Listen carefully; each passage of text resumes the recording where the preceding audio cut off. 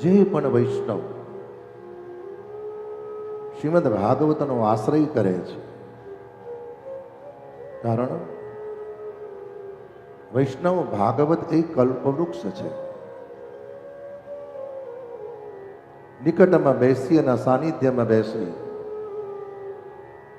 અને વૈષ્ણવ જે ચિંતન કરે, જે સંકલ્પ કરે છે, કારણ કૃષ્ણની પ્રેમ ગાથા છે, પિતૃઓની મોક્ષ ગાથા છે અને સંતોની જ્ઞાન ગાથા છે. અને પ્રથમ દિવસના દ્વિતીય દિને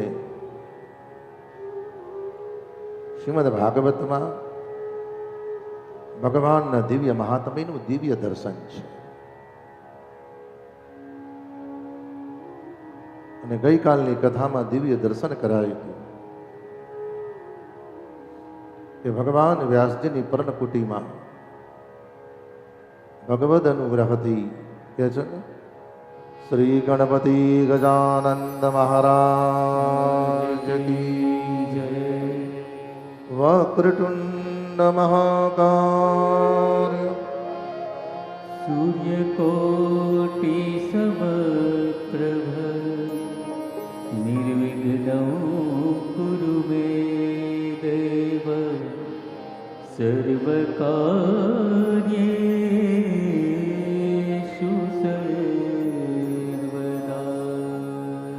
આ એ મહાત્મ્યની કથા છે. કારણ કોઈ પણ વ્યક્તિની સાથે જીવનમાં પૂર્ણ પરિચય લેવો હોય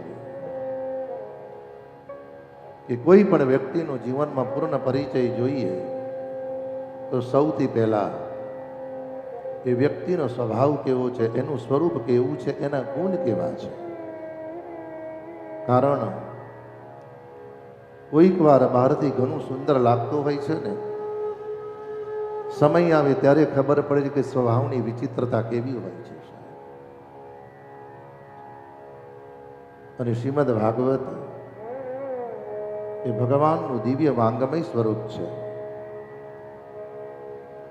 અને મહાત્મ્યનું દર્શન એ છે